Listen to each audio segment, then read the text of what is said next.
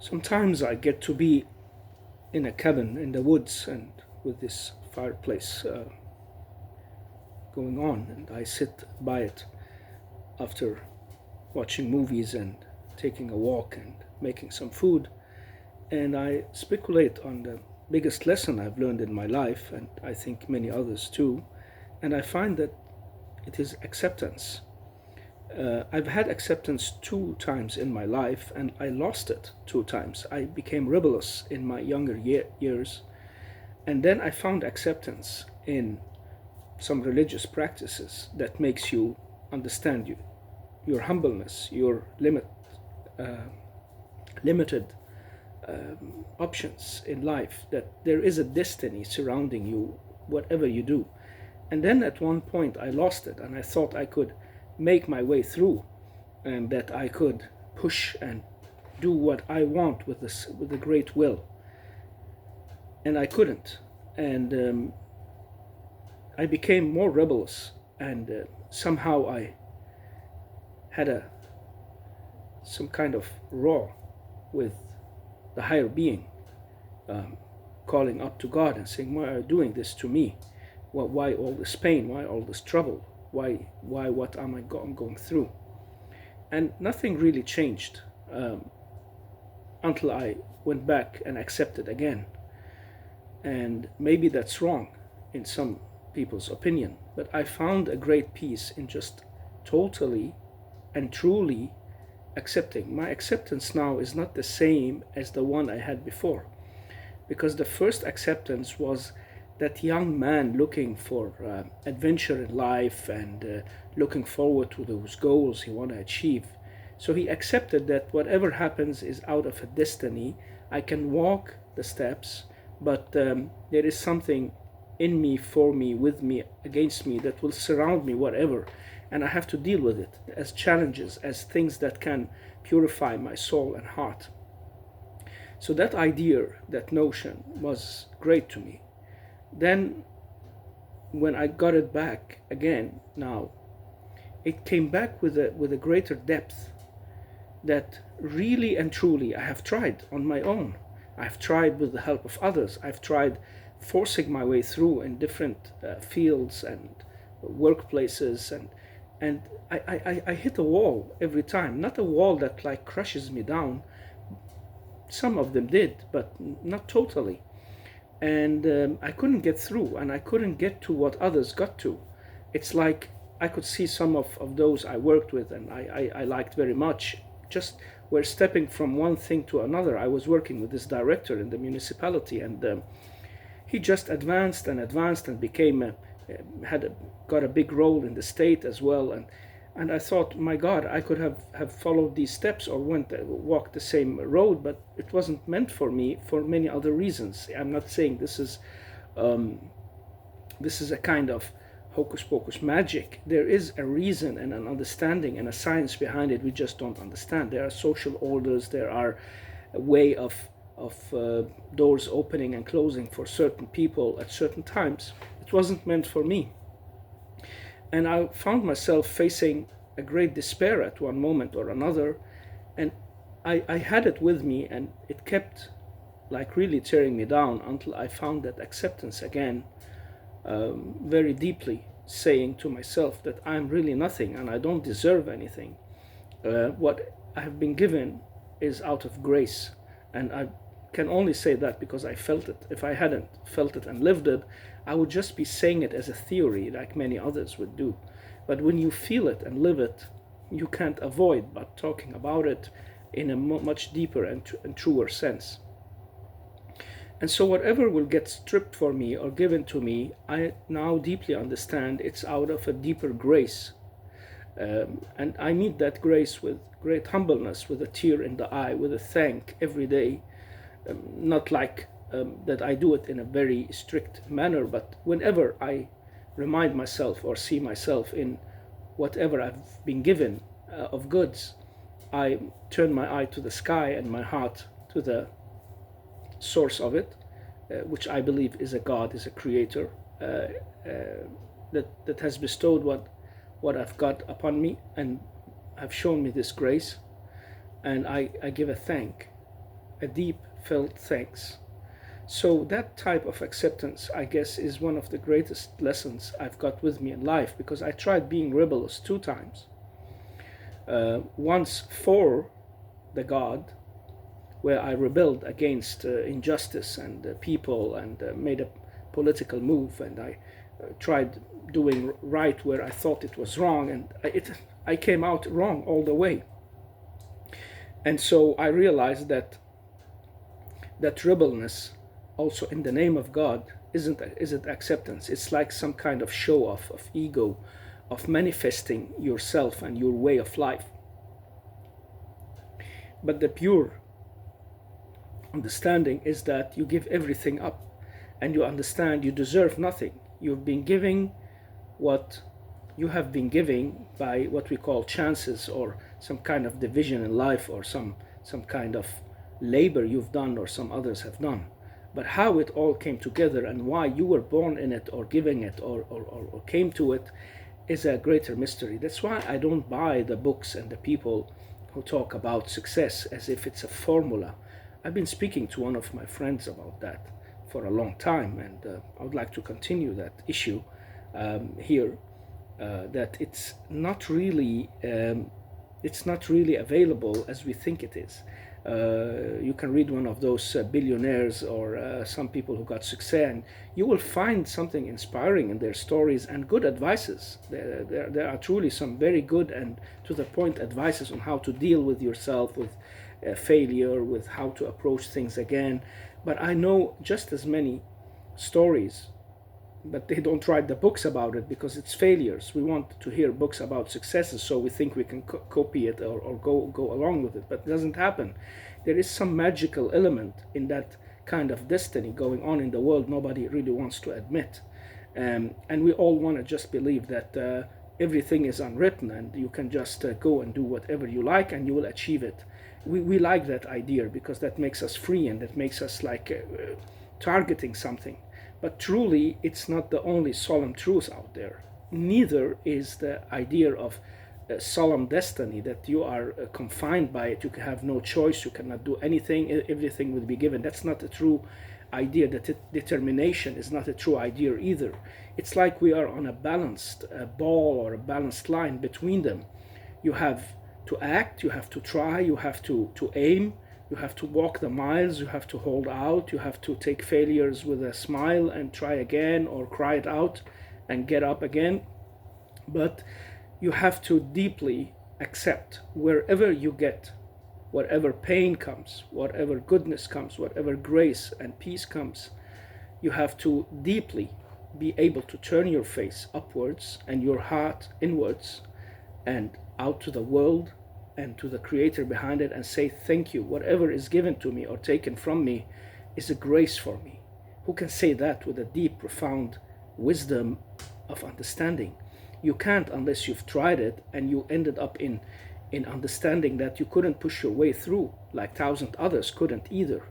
And these are the type of persons out there in the world who actually find that wisdom. They find it because they didn't get the success. And those who find the success, they know deep in their hearts there is something that has been going on around them that made it successful. I just saw a small shot with Clint Eastwood when Sierra Leone, the guy behind The Ugly, The Bad, The Ugly, and that famous trilogy movie from the 60s. He wanted James Coburn for the main role. He didn't like Clint Eastwood much. He was a young actor and he seemed very stiff and he didn't seem to have that character. But he was cheaper and Italian cinema didn't have the money and Clint Eastwood wasn't ready to go there. But he went. And then his fame rose like from one day to another. And that's what happens. You strike luck, you fall into the pit of something, you don't even understand how it happened, and you go back to that moment when you think you made the right choice. But there is something behind that you can't explain. And so is with the people who became millionaires of investing or whatever companies they started and then made success. They sometimes cheat us and cheat themselves, thinking, I built everything up, I did it. But you didn't really do it alone. Yeah, you made the effort, but something just went right for you, came on track. We don't like that idea. We want to know the formula so we can copy it. But all these people trying to copy these formulas are not succeeding really, and they're just buying books to read and think they can do it, but they can't. And why is that? Why is it only few people who succeed always in the whole world, and many really fails, and we never hear about these failures, or maybe does not get aware of them? They don't get our attention, of course, in the same way. And what happens to people who keep failing, or get into disaster, or fall into a deep pit of dark destiny and a tragedy? Well, there is only to totally from the heart and mind becoming so humble to the source that's giving and taking, that we don't understand it. We don't understand the magic behind it, the rules behind it. We're trying. We try to do our best. But the mobster who lived while others died, well, you can say it's by chance, or his strong will, or because he was more clever. But you see, the others were just as clever and were doing just as good. But they failed at one point or another. It's like a game. You reach a point and then you fail, while somebody else gets to the top. And that top has its own curses, of course, and own troubles to stay on it and not to fall back and all that. So it's never-ending story of chasing higher summits, but to deeply accept whatever is given or taken is by a grace. I know it's a religious idea, and I know many people with religious thoughts find it in the holy books and scriptures and even the Eastern philosophy. I met a guy and his family from Thailand who had opened a restaurant in the place I'm living in, the northern area of Greenland. And then he one day saw I was sad sitting in his cafe and listening to the music that my friend, a Greenlandic young man, were playing. And he could see I was not there. I was tired. I was some kind of deep depression. And he said to me, for us, it's whatever is, we accept it. And so we are happy all the time. I don't know how deep felt that was, because things were going good for him. I don't know how he would be acting if things weren't going well. Maybe he would react with the drugs, or lashing out, or getting angry at his family, or whatever. I'm not sure it was so deep, but the philosophy is deep and good. But to get it into your life, under your skin, well, you need to start rebelling. When you rebel and you see the failure, you understand. And that's a great connection you get with the higher being, the God, the source of life. And I'm very grateful for that, because this is my greatest win out of every failure, everything that went wrong for me. Really, many things have gone wrong for me during the years, and I've never succeeded with anything that I thought if I just did 1, 2, 3, 4, things will go right. And one of my close friends in Denmark, he's a very deep thinking older guy. He told me, now I know a lot about you and your story. You have done everything right, and here you are anyway. He couldn't explain more, but I started explaining for myself that there is a force hindering me from getting the success I thought I would get if it just was a mathematic formula, 1, 2, 3, 4. And so I reached again the level of deep acceptance, maybe this time deeper. Maybe I had it in the young years, where I learned the religious spirituality and the humbleness and the wisdom in that, that you are in God's hands, and what God gives cannot be taken from you. What is taken will not be given you. This is a deep sentence that I found in the Islamic theology, and I know it's in the Christian as well, and in the Jewish. I've met people from there, and they have the same sayings in another way. And so they also accept that thy will be done, as they say in the scripture, and into thy hand I put my soul, my work, my life. This is a very beautiful approach to life. So this is acceptance. But to really get it under your skin, you have to try and fail and see how that is, and see that you can even stay rebellious and bewildered. You don't want to reach that source, or you can turn in deep humbleness and ask. And you will see the gates open. I tried it. I tried not asking, and everything kept closed. And I went asking at the wrong doors, like religious doors and all that, like making some sort of what can I say, loose prayers here and there. But then when I said I talked to you, the one true God behind everything, I really felt very shortly after things started changing for me, also inside. Having that acceptance in my life back again is one of the greatest pleasures for me, because if the whole world is taken from you and you have this connection with that source of life, with God, with the love light of your universe, you're never lost. But if you have it all and you get it all and God abandons you and leaves you to it, and you will be left to it, you are in a greater curse and trouble than you think. You will feel weak, and your weakness will surround you, and you will feel like in a prison. Ask people, if they dare to speak the truth, who are in these levels and have wanted it all and gotten it all by good or bad means, or getting most of it, and see how their life anyhow didn't turn out good because they lost that source. The best kind of people whom I wish to be among is to get it all and have that connection with God. This is a great grace and blessing that He bestows and gives whomever He wants. But the deep acceptance that I really don't have to complain about anything, because whatever is given by grace. I've been given my health. That health is a great virtue to have. If you don't have it, nothing else matters. You can have all the money in the world, you can have everything you want, all the servants, all the accesses, but you can't really use it. You will be in big trouble. That's obvious. But that's only obvious for the sick, because the people with health, they forget that. We tend to forget. And the second thing is that to have love and then to have safety. These things are immeasurables. Like, people can give some people money, a lot of it, but then the fear, the angst, the anxiety, the thieves lurking around, the people trying to steal it from them, take them away, keeps these people on edge, never resting. And the safety, people who doesn't feel safe, even in their own homes, even from the closest ones. No real love is surrounding them, only the love for what they have. They know that, and when they realize that, they find out they are in a deep miserable state of lack of deep acceptance and grace. And so whatever has been taken from me is also a grace. Even the pain that may come to me, if it purifies my heart and makes me ready for the next stage in life, either whether it's here or later in another circle of life, in another cyclus, whatever, or in the heavens and the afterlife, well, that would be good too. So whatever happens, if you can get to that deep acceptance, you will be in a great state, better than kings. But most people don't believe, can't get themselves to give their soul and mind up to that idea, because the world is surrounding us with so much. It has always been like this, not only in our times, has always been surrounding us with so much that we think we can do and chase and run around working with.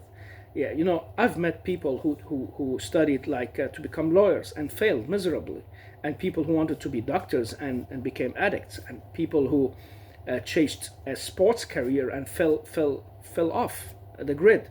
Actors, people standing in line with that dream and never got through. And you look at them. Was it the beauty? Was it her connections? What did it for her especially? And you don't know. There is a kind of grace that people give somebody just from birth.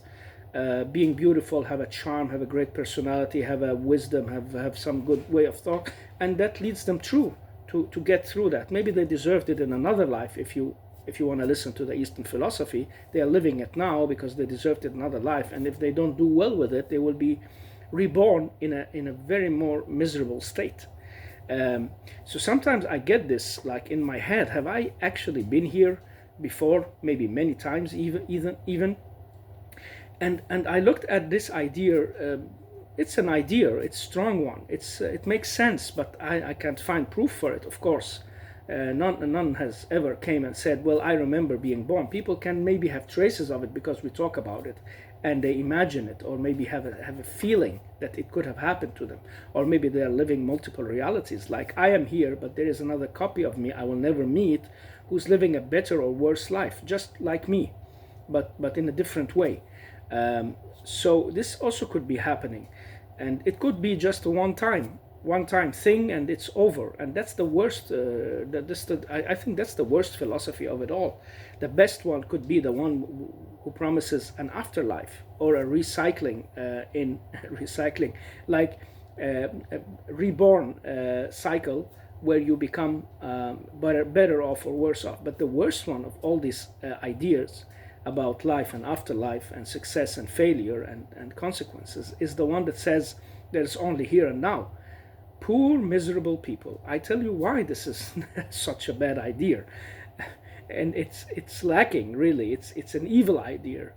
And it could be, I'm not saying it's not like that, but it's, if we have to choose ideas, let's at least choose the ones that makes things better, because we can't prove any of them, can we?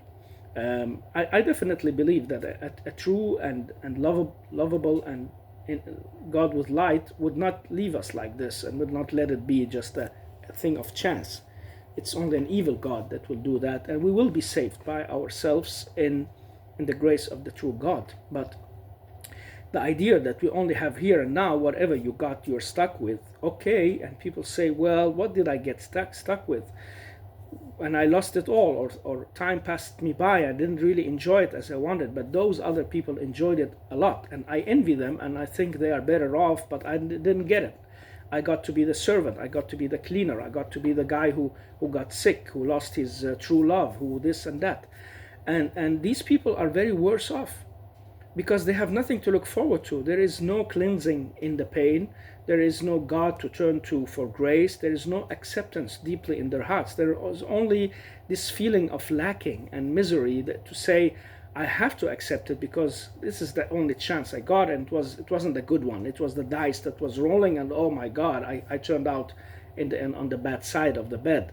And so the other roads will promise you more and make you feel that if you accept, deeply accept. And that's why I get this from the words of the Muslim prophet Muhammad. He said, well, and he said it to his cousin Ali, who became a great leader later. He said to him, well, whatever happens to a believer will be good for him. If things are good, are well, he will thank, and things will be better. And if things are bad, he will be patient, and things will lift up. And this is for the betterment for him anyway. But that's only for the believer, he said. And why is that only for the believer? I found it in my life. It's because it needs acceptance. And who of us is ready to truly give himself up and accept that you are in the hand of a greater destiny? There are things that's going to happen and has happened to you, that whatever you do to change them, they will not be easy. It's not that you shouldn't try. Again, it's not determinism I'm talking about. I know people has this sense of putting everything in black and white. The world is full of colors, and religions and ideas. It's always the balance in between. This is the paradox we're living in this life. So everything I'm talking about is, again, the balancing between accepting the determinism and running for the change. So I run for the change. Everything I get a new idea, I try it out. Every time I want to write something, I go do it. I try publishing it. I pour my time, and maybe if I have a little money, into it to see if it succeeds, if it bears the seeds and grow. And then I find out later it didn't. What can I do? Of course I accept, but I don't accept being miserable. I don't accept with a kind of bitterness. I accept it because now deeply I understand this is a profound gift for me from the higher being, from the God, the source of it all, through his angels or workers in the world, whatever is going on around us that we can't see and feel. There is something that's making this like it is. And wow, I found there it is, in that cave, that exact cave that people is running from out into the bigger world. And in these miserable conditions you could be in on the surface, not having anything, not having the world around you, not having so many people, you find the greatest peace you have ever felt. So who is better off, with that grace or without it? I could have been running around like politicians, chasing this and that and votes and saying things to people that wasn't true, and then people would be angry at me, and some will hate me, and some will love me, and some want to abuse me, and some want to make alliances with me, and I have to sell part of my soul for that. I would have been very busy. Even if I was a good guy, a good politician, which is very rare, and they will be stabbed and thrown out immediately in our world. But anyhow, even if it was a good politician and I felt good about it, I would have been losing that peace and peace of mind. And this idea is also found with the Stoics, the old Greek way of life, with Marcus Aurelius' Meditations, and before him the old philosophers.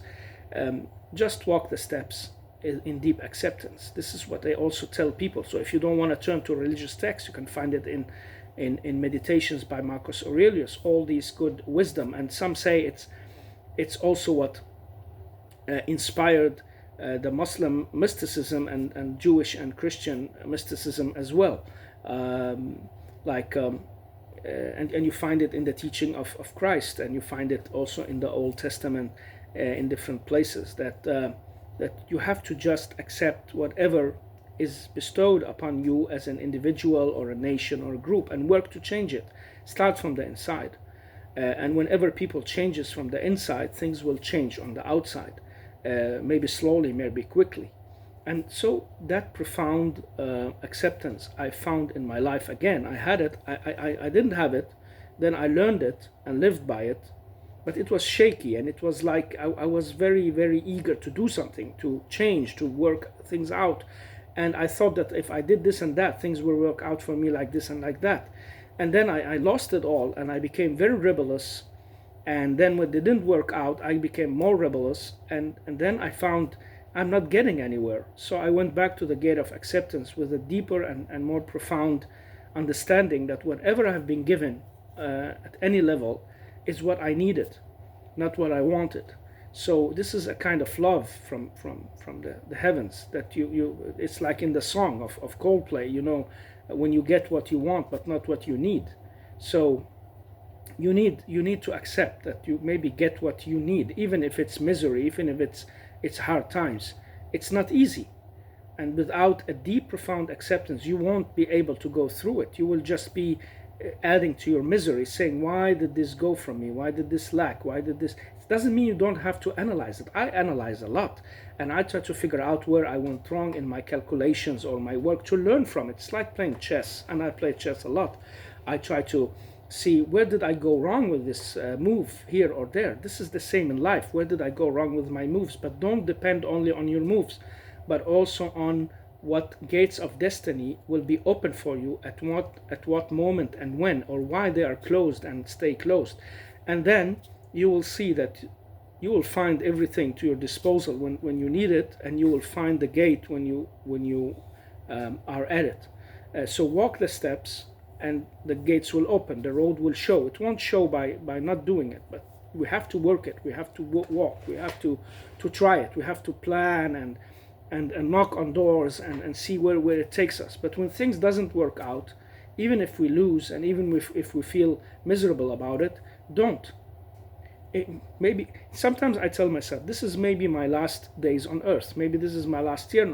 Would I have liked to have succeeded in maybe whatever I was doing, trying to knock on the door of a firm to get a job? No, I won't. If somebody told me you only have a year to live, my God, I tell you, I would throw every what can you say, things out of the calendar. I will choose my days most wisely. But I don't know how long I have to live, so I have also to work for my day-to-day life and my earnings.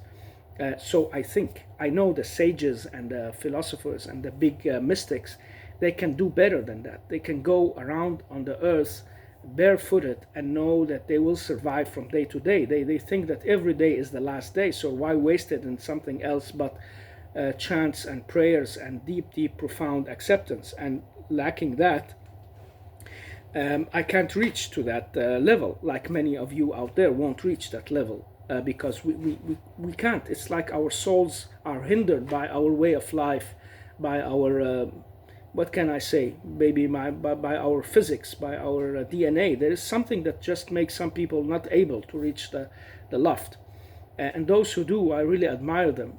But so some people are living this day to day. It will work out, and it does work out.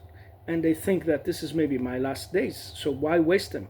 So maybe all the doors that have been closing is because I have to give attention to something that I have been lacking in myself, in my closest ones, in my family, my friends. Something had been needing me, and it would have been taken away from me if I got the other thing. Now I lost the other things, and I got something else. And so that acceptance can lead us to see the possibilities and the openings deeply in our hearts, even in big misery, even if in death. I'm sorry to say it like that, but we are very challenged by the idea of death as something we can't accept, or the killings, or whatever happens in the world. And we surely shouldn't accept it, even death. We should oppose. Why, God, did you bestow death upon us as humans? Why should we suffer it and live through it? We don't have the answer to that mystery yet. But why the killings? Well, that's our own making. We got the choices, and we chose to be evil, and so God bestowed, or life bestowed, evil people upon us. And we were suppressors, and so we got suppressed. And we did something, so things turned wrong. And maybe some of us are totally innocent, stuck in the middle, collateral damage, whatever, and they lost it, lost their lives, lost their homes. I'm one of these people who were living in the beautiful Lebanon, the most beautiful area in the whole world at that time, with its cuisines and mountains and tourism and so much to speak about, and we lost it all. But today, when I look back, it's not the Syrians or the Israelis I blame, or the other countries who didn't help. It's the Lebanese themselves. Something had went wrong in their minds and hearts, so they came to that point. Some hatred had filled them. Some kind of corruption has been there. Otherwise, I don't think it would have been so wrong off. And so we have to blame ourselves for that, but to accept that this is what happened because this is what happened in us and with us. This is also kind of acceptance. Well, I just wanted to give this small talk in this darkness here by the fireplace in the wood, because this is one of the biggest lessons I've got with me in my life, and I hope someone out there would benefit of it. I know there's tons of videos and people speaking and talking and everybody just listening to themselves, but I'm many times reluctant to put things out there, but I sometimes say it's like I got a good advice from some video I saw or a person speaking. I have to share as well, even if it's for one person whom I can bring some kind of enlightenment to. That would be it. It's okay. It's better than nothing. And so that's why I sometimes keep spreading what I have to say and hoping it doesn't become famous or doesn't become something everybody will discuss. I wanted to reach the right persons in the right time.